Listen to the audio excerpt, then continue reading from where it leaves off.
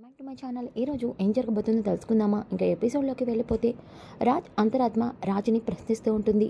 ఏంటి, నువ్వు కూడా వచ్చావా? ఇప్పుడు ఆ కళావతి తప్పులేదు, తప్పంతా నాదే అంటావా? నీకు నా గురించి బాగా తెలుసు. తప్పు చేయకుండా నేను ఎప్పుడు కూడా క్షమాపణ చెప్పను. ఒకవేళ నేను తప్పు చేశాను అంటే ఖచ్చితంగా ఎంతటి వారైనా తలదించుకుంటాను. ఇప్పుడు కళావతి విషయంలో కూడా అలాగే చేశాను. నా తప్పేమీ లేకపోయినా కళావతి ఇంట్లోంచి వెళ్ళిపోయినా తీసుకువద్దామని వెళ్ళాను. కాళ్ళు కూడా పట్టుకుంటానన్నాను, కానీ వచ్చిందా? రాదు. తిక్క మొండిది. దాన్ని ఎట్టి పరిస్థితుల్లోనూ ఈ ఇంటికి రానివ్వను అని అంటాడు. ఇక ఒక్కసారిగా రాజ్ అంతరాత్మ, నాకు తెలుసు బ్రో, నువ్వు విట్టాగే మాట్లాడతావని. కానీ ఒక విషయం చెప్పనా నీకు అర్థం కానిది? నువ్వు చేసేవే తప్పులు, దానికి మళ్ళీ నానార్థాలు తీస్తున్నావు. కావ్య విషయంలో నువ్వు తప్పు చేయలేదా చెప్పు. నా డార్లింగ్ కావ్య ఇంట్లోంచి వెళ్ళిపోవడానికి కారణం నువ్వు కదా అని వెనకాలే, ఏయ్ నువ్వు కూడా అలా అంటావేంటి? అంతేలే, ఆ కళావతి మీద నీకు ప్రేమ ఎక్కువ కదా. అవును ఎక్కువే, కానీ నీ ఆత్మని నాకు ప్రేమ ఎక్కువ, మరి నీకు లేదా? నీకు లేకుండానే నాకు ప్రేమ వచ్చేసిందా కళావతి మీద? చూడు బ్రో, ఈరోజు నుంచి కళావతి ఇంట్లో లేకపోతే నీ పరిస్థితి ఎలా ఉంటుందో, ఎంత దారుణంగా ఉంటుందో నీకు తెలిసేలా చేస్తాను. చూస్తూ ఉండు, నువ్వే కళావతిని వెంట పెట్టుకుని వచ్చేలా చేస్తాను అని చెప్పి రాజ్ ఆత్మ ఇక రాజులోకి వెళ్ళిపోతుంది. ఇక రాజు అయితే, ఇదేంటి ఇలా అనేసి వెళ్ళిపోయాడు వీడు? కొంప తీసి కళావతి లేకుండా నేను ఉండలేనా ఏంటి? ఉండలేకుండా చేస్తాడా ఏంటి అని చెప్పేసి అనుకుంటాడు. ఇంకా ఉదయం అవుతుంది. ఉదయమైన తర్వాత రాజ్ కళ్ళు తెరిచి చూడగానే, కావ్య, హలో, మీకు నేను భార్యని కాదు, కాంట్రాక్టర్ భర్త. లేవండి, నా మీద ప్రేమ లేని భర్త. లేవండి, అందరి కోసం నాతో కాపురం చేసిన భర్త. లేవండి అని ఇష్టం వచ్చినట్టు కావ్య పిలుస్తూ ఉంటే ఇక రాజ్ ఒక్కసారిగా కళ్ళు తెరిచి చూస్తాడు. ఏయ్, నీకేమన్నా తిక్క? కోపంలో నేనేవో అంటే ఆ మాటలు పట్టుకొని ఇలా నన్ను సాధిస్తున్నావు? సాధించడం ఏంటండి? మీరు అన్న మాటలే కదా చెప్తున్నాను మీకు. సరే కానీ కాఫీ చల్లగా అయిపోతుంది, తాగండి. నాకు కింద కిచెన్లో చాలా పనుంది. అత్తయ్య గారికి టిఫిన్ పెట్టాలి, అందరికీ కాఫీ ఇవ్వాలి, అలాగే ఎవరెవరికి ఏం టిఫిన్ కావాలో తెలుసుకోవాలి అని అంటూ ఉంటే ఇక రాజ్, సరే సరే, నాకు కూడా ఆఫీస్కి వెళ్ళే టైం అవుతుంది, ఇటివ్వు కాఫీ అని చెప్పేసి రాజ్ ఇంకా కాఫీ తీసుకొని తాగుతూ ఉంటాడు. ఇంతలోకే అప్పుడే నా కాఫీ తీసుకొని పైకి వస్తుంది. ఇక రాజ్ ఏమో కాఫీ తాగుతూ ఉంటాడు. ఇంతలోకి పైన అపర్ణ, రాజ్ ఏమైంది నీకు? మమ్మీ, నాకేమవుతుంది? చక్కగా కాఫీ తాగుతున్నా, కళావతి మార్నింగే కాఫీ తీసుకొచ్చి ఇచ్చింది అని వెనకాలనే, రాజ్ ఏమైందిరా నీకు? కాఫీ ఇవ్వడం ఏంటి నీకు? అవును మమ్మీ, కళావతి ఇప్పుడే నాకు కాఫీ ఇచ్చింది, మీకు ఇవ్వలేదా ఏంటి? అయినా మీకోసమే కిందకు వస్తుందిలే అని వెనకాలనే ఇక అపర్ణ, రాజ్ ఏంట్రా పిచ్చి పట్టిందే నీకు? కావ్య ఇంట్లో లేకుండా నీకు కాఫీ ఎలా ఇస్తుంది? మర్చిపోయావేంటి అని వెనకాలనే ఇక రాజ్, ఇదేంటి కావ్య? అవును, అది ఇంటికి రానంది కదా, మరి నాకు కాఫీ ఎవరిచ్చారు? ఈ కాఫీ అని చేతిలో చూడగానే రాజ్ చేతిలో కాఫీ కప్పు ఉండదు. ఇక అపర్ణ, ఏంట్రా అప్పుడే నా కోడలు నీకు గుర్తొచ్చేసిందా? ఉదయం లేచిన వెంటనే కాఫీతోనే నా కోడలు నీకు గుర్తొచ్చిందా అని వెనకాలనే ఇక రాజ్ ఒక్కసారిగా, ఇదేంటి ఈ కళావతిని తలుచుకొని ఇలా అడ్డంగా మమ్మీ ముందు బుక్ అయ్యాను అని చెప్పేసి రాజ్ అనుకుంటాడు. కావ్య లేదని నేనే నీకు కాఫీ తీసుకొచ్చాను, ఇదిగో తాగు. చూడు, నా కోడలు లేకపోతే నీ గతి ఇలాగే అవుతుంది, గుర్తుపెట్టుకో అని చెప్పి అపర్ణ కోపంగా వెళ్ళిపోతుంది. ఇక రాజ్, ఇదేంటి ఇలా బుక్ అయ్యాను ఉదయాన్నే? చి, అస్సలు నా టైం బాగలేదు. ఈ కళావతి నా లైఫ్లోకి వచ్చినప్పటి నుంచి ఇంట్లో అందరూ కూడా ఏమాత్రం నాకు రెస్పెక్ట్ ఇవ్వట్లేదు అని రాజ్ మనసులో అనుకుంటాడు. ఇంకా ఒక పక్కన రుద్రాని రాహుల్ అయితే చాలా సంతోషంగా ఉంటారు. మమ్మీ, ఎక్కడ ఆ కావ్య ఇంటికి తిరిగి వచ్చేస్తుందనని చాలా భయం వేసింది. కానీ ఆ కావ్య మొండితనం, ఆ కావ్య పొగరు వల్ల రాజ్తో పాటు ఇక్కడికి రాలేదు. రాహుల్, అదే మనం అవకాశంగా తీసుకోవాలి. రాజ్ని ఇంకా రెచ్చగొట్టి ఎలా అయినా సరే కావ్యతో రాజ్కి డైవర్స్ అయ్యేలా చేయాలి. అప్పుడే ఆ కావ్య శాశ్వతంగా ఈ ఇంటికి దూరం అయిపోతుంది. ఇక మనకి ఆ కావ్య బెడద ఉండదు. నువ్వు చెప్పిన ఐడియా బాగానే ఉంది మమ్మీ, కానీ రాజ్ అంత ఈజీగా కావ్యకి విడాకులు ఇస్తాడంటావా? ఇవ్వడు, కానీ ఇచ్చేలాగా మనమే చేయాలి అని అంటుంది. ఎలా మమ్మీ? ఇంట్లో అందరూ ఒక పక్కన ఎలా అయినా రాజ్ కావ్యాన్ని కలపాలని ఆ పెద్ద ఆవిడ అందరూ కలిసి తెగ ప్లాన్ చేసేస్తున్నారు. ఇలాంటి టైంలో మనం వేసే ప్లాన్ వర్కౌట్ అవుతుందా? అవుతుందిరా, నాకు తెలుసు కదా, నువ్వెప్పుడు ఈడియట్ లాగే మాట్లాడతావు. ఒక్క మంచి మాట కూడా నీ నోట్లోంచి రాదు. ఈ మమ్మీ ఉండగా వాళ్ళిద్దరూ ఎట్టి పరిస్థితుల్లో కలవరు. ఎలా మమ్మీ? చూడు, నేను చెప్పినట్టు చేయి. ఖచ్చితంగా రాజ్ ఆ కావ్యకి డైవర్స్ పంపుతాడు. అవునా మమ్మీ, చెప్పు అని అనగానే రుద్రాని రాహుల్కి ఏదో ప్లాన్ చెప్తుంది. Rahul, super mummy, plan super. ఇలా చేస్తే ఖచ్చితంగా అలాగే జరుగుతుంది అని అంటూ ఉంటే అప్పుడే స్వప్న అక్కడికి వస్తుంది. మళ్ళీ ఏ కొంప ముంచే పని చేస్తున్నారు? కావ్యని రాజ్ని విడగొట్టడానికి కదా మళ్ళీ ఏదో ప్లాన్ చేస్తున్నారు. అమ్మ బాబోయ్, ఇది మన ప్లాన్ వినలేదు.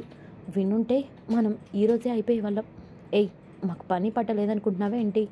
ఎప్పుడు చూసినా మీ చెల్లి గురించి ఆలోచించడానికి. వెళ్ళి ముందు నాకు కాఫీ పెట్టి తీసుకురా. అబ్బో, నీకు కాఫీ పెట్టడానికి ఇక్కడికి వచ్చా నేను. ముందు ఇద్దరు రూమ్లోంచి వెళ్తే నేను విశ్రాంతి తీసుకోవాలి. వెళ్తారా ఇద్దరు అని చెప్పి రుద్రాని రాహుల్ని పొమ్మంటుంది స్వప్న. నా మనసులో వీళ్ళిద్దరూ ఖచ్చితంగా ఏదో చేస్తున్నారో అనిపిస్తుంది. కానీ ఏంటో తెలీదే. ఏంటో తెలిస్తే మాత్రం అది అస్సలు జరగనివ్వను అని స్వప్న అనుకుంటుంది. ఇంకా ఒక పక్కన కావ్య అయితే ఆఫీస్కి బయలుదేరుతూ ఉంటే అప్పుడే కనకం అలాగే కృష్ణమూర్తి, అమ్మ కావ్య, ఎక్కడికో బయలుదేరుతున్నట్టున్నావు? ఆఫీస్కి వెళ్తున్నా నాన్న అని అంటుంది. ఇక వెంటనే కనకం, ఏంటమ్మా, నిన్నే అల్లుడు గారు ఇంటికి వచ్చారు, ఇప్పుడు నువ్వు ఆఫీస్కి వెళ్ళడం ఏంటి? వద్దమ్మా, వద్దు. ఇవన్నీ చూస్తూ ఉంటే అల్లుడు గారు కోపం తగ్గినట్టే అనిపిస్తుంది. పెద్దవిడ పెద్ద అయినా అలాగే అల్లుడు గారు అందరూ ఇంటికి వచ్చారంటే నిన్ను అక్కడికి తీసుకెళ్లాలనే కదా. నువ్వు ఇప్పుడు ఉద్యోగానికి వెళ్ళిపోతే మళ్ళీ వాళ్ళు నీకు మీద కోపడతారు. అందుకే ఉద్యోగానికి వెళ్ళొద్దు అని వెనకాలనే ఇక కావ్య, జీంటమ్మా అలా మాట్లాడుతున్నావు?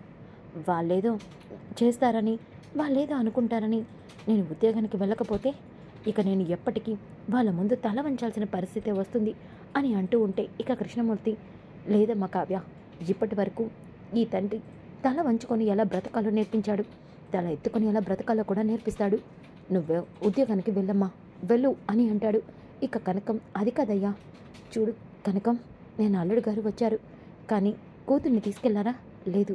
అలాంటప్పుడు ఇక మనం ఆలోచించాల్సిన అవసరం ఏముంది?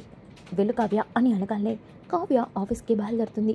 ఇక కావ్య ఆఫీస్కి వెళ్తూ ఇక అక్కడే ఉద్యోగం చేసుకుంటూ ఉంటుంది. ఇంతలోకి రాహుల్ రుద్రానికి, మమ్మీ, ఆ కావ్య ఉద్యోగంలో జాయిన్ అయింది. నాకు తెలుసురా, దాని పొగరు, దాని ఆవేశం నాకు బాగా తెలుసు. అది ఎలా అయినా రాజ్ని ఎదిరించే బతుకుతుంది. అందుకే చూసావుగా, నేను చెప్పింది నిజమైంది. అవును మమ్మీ, కానీ ఇప్పుడు చూడు, ఈ విషయం మనం రాజ్కి తెలిసేలా చేయాలి. తెలియాలి అంటే ఏం చేయాలి?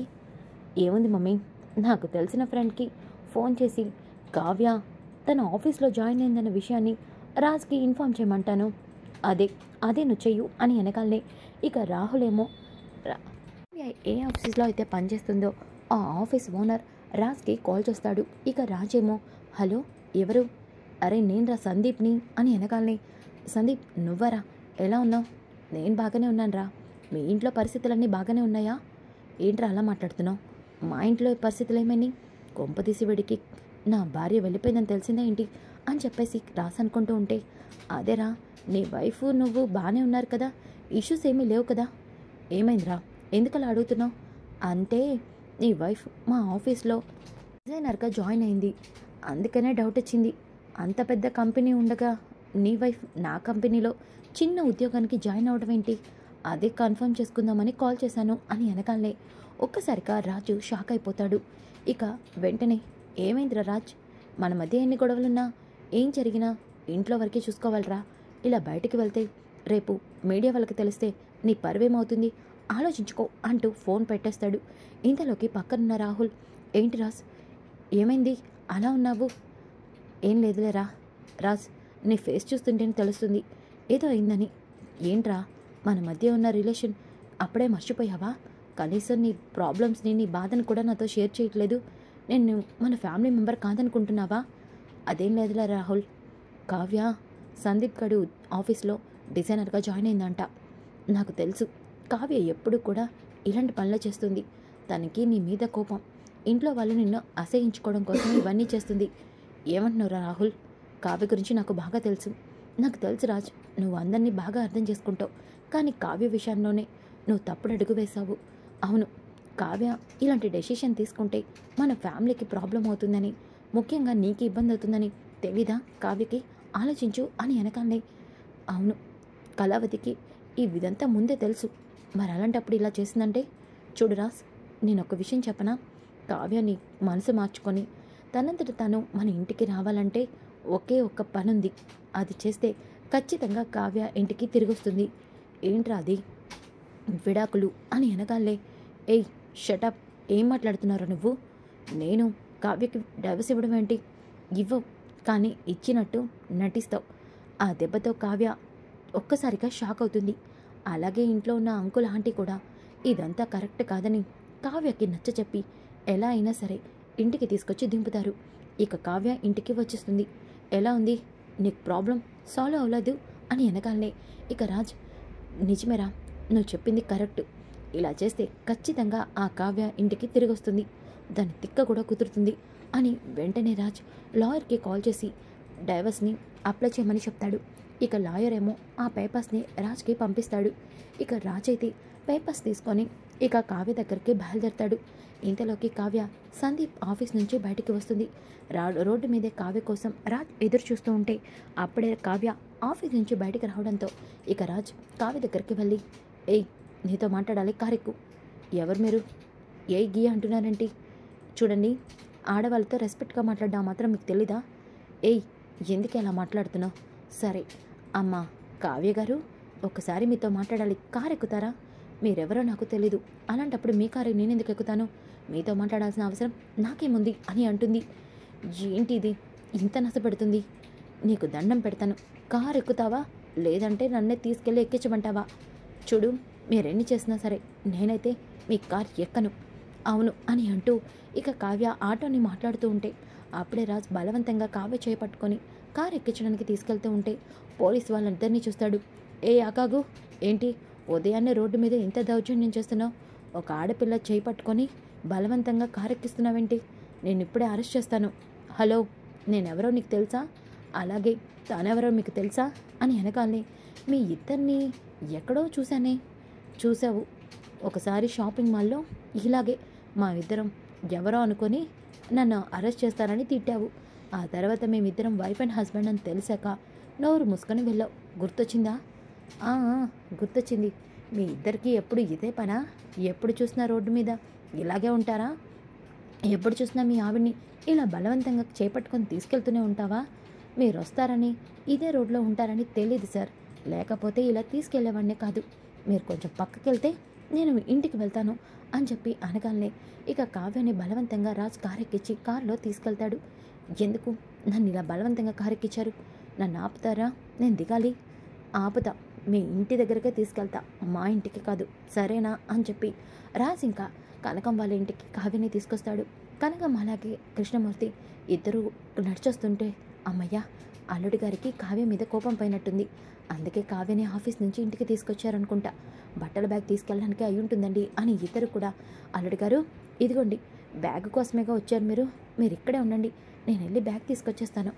అవసరం లేదు అని రాజ్ అంటాడు. ఇక కావ్య, చాలా కరెక్ట్గా చెప్పారు మా అమ్మ, బ్యాగ్తో అవసరం లేదు అని అంటుంది.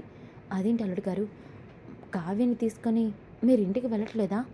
లేదు, నేను కళావతికి ఒక ముఖ్యమైన విషయం చెప్పడానికి ఇక్కడికి వచ్చాను. ఏంటి, ఏం విషయం? అదేదో అక్కడ చెప్పేస్తే సరిపోతుందిగా, ఇంటి దాకా ఎందుకు రావటం అని కావ్య అంటుంది.